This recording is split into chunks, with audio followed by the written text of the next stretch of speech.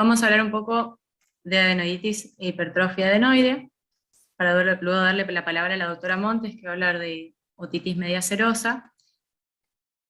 Comenzamos hablando de las adenoides, ¿sí? Forman parte de las estructuras linfáticas que forman el anillo de Waldeyer, como sabemos, y su tejido posee invaginaciones con pliegues profundos y algunas criptas. Forma parte del tejido linfóide asociado con las mucosas, el MALT, y se encargan o participan de la formación de anticuerpos contra una amplia variedad de antígenos, así como de la producción de inmunoglobulinas. Por su localización en la rinofaringe posterior, vamos a ver que se relacionan con algunos procesos como las rinosinusitis crónicas y recurrentes, la obstrucción de la vía aérea, así como también el síndrome de apneas y hipopneas obstructivas del sueño, y también está relacionada con la trompa de Eustaquio y el oído medio, en relación con eliminaciones de las secreciones a través de esta y el equilibrio de las presiones del oído medio.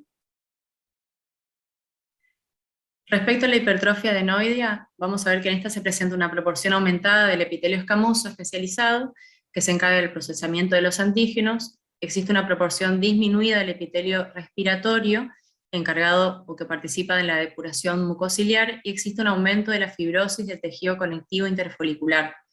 Los antígenos que son presentados a través del epitelio van a producir un estímulo de los linfocitos B y la producción de inmunoglobulinas, principalmente la A, y esta respuesta inflamatoria al contacto con los diversos antígenos van a desencadenar esta hipertrofia del tejido adenoide. Respecto a los agentes patógenos que pueden causar la inflamación del tejido adenoide, vamos a ver que pueden ser virales, así como bacterianos. Dentro de los bacterianos encontramos los patógenos que intervienen en las infecciones respiratorias, como la Haemophilus influenza, el Streptococcus pneumoniae, el Streptococcus pyogenes y el Staphylococcus aureus. Podemos clasificar a estos procesos de acuerdo a su tiempo de evolución. Tenemos en este caso la adenoiditis aguda, que a menudo ocurre después de una infección viral de las vías aéreas superiores. También puede presentar una proliferación bacteriana con la consiguiente inflamación y producción de exudado, y su clínica va a presentarse de manera aguda con rinorrea anterior y posterior, obstrucción nasal, la presencia de roncopatía e incluso de halitosis, de manera siempre aguda. Y respecto a la adenoiditis crónica, vamos a ver que la clínica del paciente es muy similar, pero se da de manera persistente. A menudo estas adenoiditis crónicas son causadas por infecciones polimicrobianas y están en relación, como vamos a hablar después, de la presencia de biopelículas o biofilms. Y los exudados en general están ausentes. Otras causas de estas adenoiditis podemos encontrarlas en relación a los alérgenos ambientales, o incluso la irritación en presencia de enfermedad por reflujo, que podemos verla en pacientes más pequeños. Respecto al biofilm y la adenoiditis crónica, los primeros estudios sobre biofilm se publicaron en el 2003, en los cuales se identificó la presencia de biopelículas en el tejido adenomigdalino. Estas biopelículas son conglomerados de células bacterianas que están adheridas a una superficie en una matriz de fabricación propia que tiene una organización estructural y funcional compleja.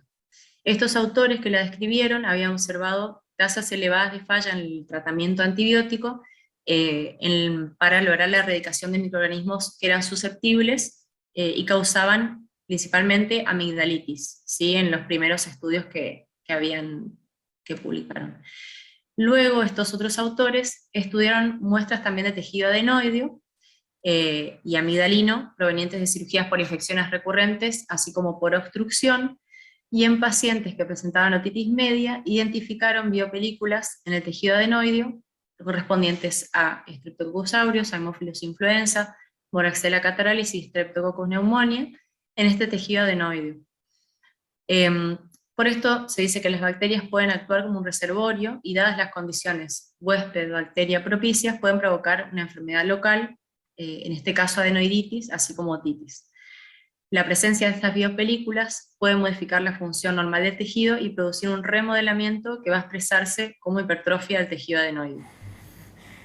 Respecto a las clínicas de los pacientes con hipertrofia adenoide, vamos a ver que es muy común el ronquido, la respiración bucal, la rinorrea, la obstrucción nasal, la voz nasal.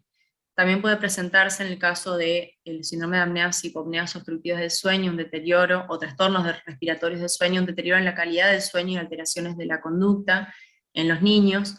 También puede presentarse la otitis media serosa asociada a síntomas obstructivos, y vamos a ver que en los pacientes es característica la facies adenoidea, ¿sí? Con una facies alargada, ¿sí? Respiración bucal, una mala oclusión dental, un paladar ojival. Y se dice que bueno, la patología crónica, tanto de amígdalas como adenoides, es el factor de riesgo más importante para el desarrollo de SAOS, principalmente en los niños de 2 a 6 años de edad. ¿Cómo hacemos el diagnóstico? Es muy importante, obviamente, la historia clínica, la exploración física, y podemos contar con la radiografía de perfil de Cavum, en la cual vamos a ver la columna aérea radiolúcida y las vegetaciones adenoides a nivel del Cavum, de característica radiopaca. Cuando evidenciamos la hipertrofia adenoide vamos a ver que existe una disminución del calibre de la vía aérea en esa porción, y también contamos con métodos más sensibles y específicos como ser la endoscopía nasal flexible, que nos va a permitir tener una visión directa de las adenoides, de su tamaño y su relación con estructuras anatómicas cercanas. Es que si bien quizás no siempre la tenemos a disposición, podemos utilizarla también en el caso de querer realizar algún diagnóstico diferencial o sospechar otro tipo de patología como patología maligna. Esta es una filoscopía en la que ingresamos por el piso de la fosa nasal hasta llegar al Cavum, y acá podemos visualizar a nivel de las coanas una obstrucción casi completa a expensas del tejido adenoide, el cual al franquear esta obstrucción llegamos a la columna de Lange. Tenemos varios métodos de clasificación. Este es uno de ellos, el que por ahí más usamos en el hospital, en el que la clasificamos en 3 grados, y la podemos evidenciar en la radiografía de cada un perfil, de acuerdo al porcentaje de obstrucción. Respecto al tratamiento farmacológico en las adenoiditis, quizás el pilar es el uso de corticoides. Estos lo que van a hacer es, tiene una acción linfolítica directa y un efecto antiinflamatorio general en los tejidos respiratorios, y van a producir la disminución de la inflamación y la reducción del tamaño adenoideo. Y nosotros utilizamos más que nada los corticoides tópicos, que al tener un efecto local tienen efectos secundarios sistémicos muy limitados, con una muy baja dosis que se absorbe a nivel sistémico. En el caso de las adenoiditis agudas, en los que sospechamos una sobreinfección bacteriana, también podemos asociar el uso de antibióticos y de primera línea la amoxicilina, así como las adenoiditis crónicas previa a la decisión de la adenoidectomía. ¿Cuáles son las indicaciones de la adenoidectomía? En la hipertrofia adenoidea, cuando tenemos obstrucción respiratoria, que aumenta con la posición supina y cuando disminuye el tono neuromuscular, es decir, durante el sueño, presencia de síndrome de apneas y hipopneas obstructivas del sueño, en casos de otitis media serosa asociada a síntomas obstructivos, ante la sospecha de malignidad, y este procedimiento, si bien puede realizarse de manera aislada, suele estar acompañado de la amigdalectomía y en algunos casos de la colocación de tubos de ventilación. ¿Cómo realizamos el procedimiento? Siempre bajo anestesia general y con intubación orotraqueal, con un tubo correspondiente a la edad del paciente y con balón para evitar el paso de las secreciones hemáticas a la vía aérea, con la colocación de un abrebocas y de sondas flexibles a través de las fosas nasales para retomarlas por la cavidad oral, y elevar el velo faríngeo para exponer y visualizar mejor las vegetaciones. Lo que se va a realizar, se puede realizar una previa palpación. Con la cureta de Beckman se realiza el curetaje de superior e inferior de estas vegetaciones adenoides. También, si bien no lo realizamos frecuentemente, se puede realizar de manera endoscópica, con incluso el uso de microdebridador o también de radiofrecuencia. ¿Qué condiciones especiales debemos tener en cuenta para la indicación de la adenoidectomía? En niños menores de 3 años, ¿sí? En alteraciones craneofaciales o malformaciones craneofaciales, en niños con obesidad, en enfermedades neuromusculares, en el caso de síndromes como el de Down, el de Prader-Willi, acondroplasia, trastornos de la coagulación y mucopolisacaridosis.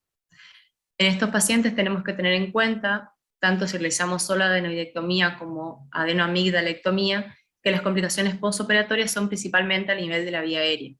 ¿Sí? Debemos tener en cuenta que pueden presentar diferencias anatómicas, médicas o psicosociales que complican su manejo perioperatorio, y que muchas veces o es ideal contar con un equipo multidisciplinario en el área pediátrica. En estos pacientes con trastornos respiratorios de sueño o SAOS, es recomendable siempre contar con una polisomnografía preoperatoria.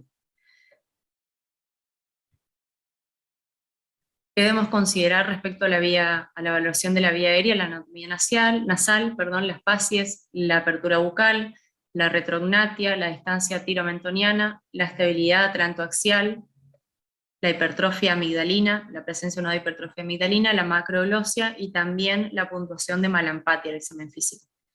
También valorar otros puntos como el tono muscular, el manejo de secreciones y la observación, de malformaciones faciales. También, en el caso de contar con polisomnografía, tener en cuenta que es recomendable una evaluación cardiovascular en los pacientes que presenten alteraciones de la función ventricular, hipertensión arterial o múltiples episodios de desaturación por debajo del 70% o con la presencia de hipercapnia. Algo cortito sobre las consideraciones de algunos puntos en particular, por ejemplo, de estos pacientes con síndrome de Down, ¿sí? Que al SAOS puede contribuir la hipertensión pulmonar de origen no cardíaco, y que tenemos que considerar en el perioperatorio evitar la hiperextensión y la hiperflexión durante la laringoscopía, ya que estos pacientes tienen una alta incidencia de inestabilidad atlantoaxial, ¿sí? Y también tener en cuenta que pueden presentar otras anormalidades en la vía aérea, como ser la laringomalacia, la estenosis subglótica y los anillos traqueales. Respecto a los pacientes con mucopolisacaridosis, este es un grupo de pacientes que presentan estos trastornos por el almacenamiento y acúmulo de glucosaminoglucanos. Existen varios tipos, existen 7 tipos.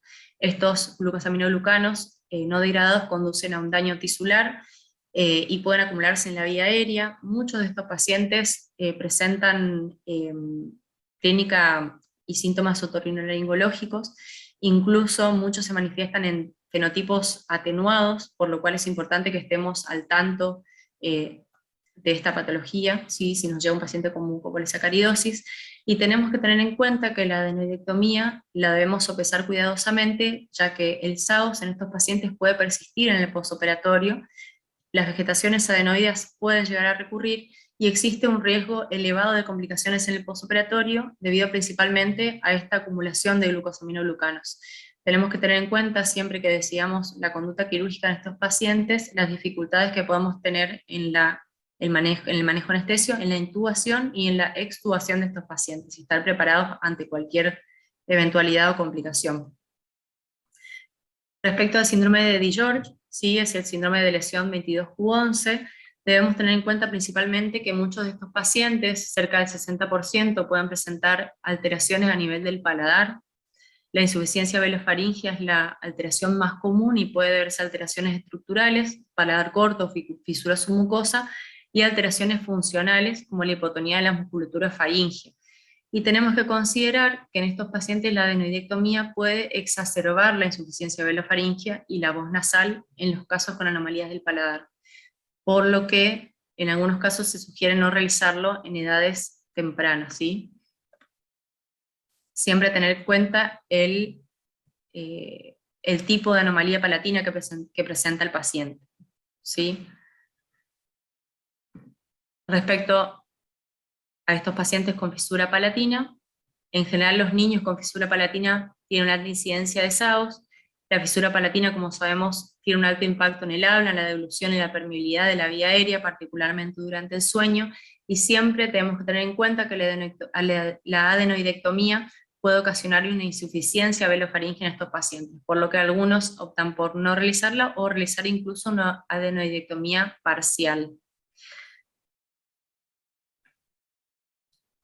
Esto nada más para mencionar, en otras malformaciones craneofaciales, siempre sopesar cuidadosamente la necesidad de la cirugía en los niños con malformaciones craneofaciales. Tienen sí una alta predisposición a la obstrucción de la vía aérea.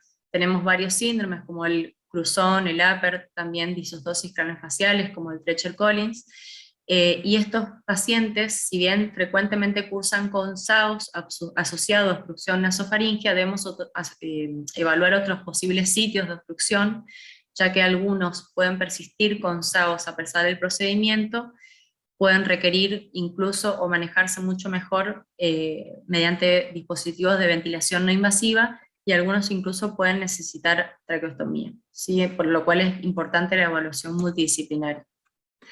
Las complicaciones de la adenidectomía: podemos presentar complicaciones intraoperatorias por el legrado lateral agresivo, o lesiones al cartílago de la trompa de Eustaquio, o a carótidas internas con el trayecto aberrante, y también el desgarro de la faringe posterior, que si este es identificado en el intraoperatorio, se puede realizar su reparación con sutura reabsorbible, y también las complicaciones posoperatorias, como la insuficiencia velofaringea, también el síndrome de Grisel por subluxación atlantoaxial, por hiperextensión del cuello, y las complicaciones infecciosas, si bien muy infrecuentes, puede presentarse una osteomielitis cervical, y también, en el caso de legrados excesivos, la estenosis faríngea en el posoperatorio alejado.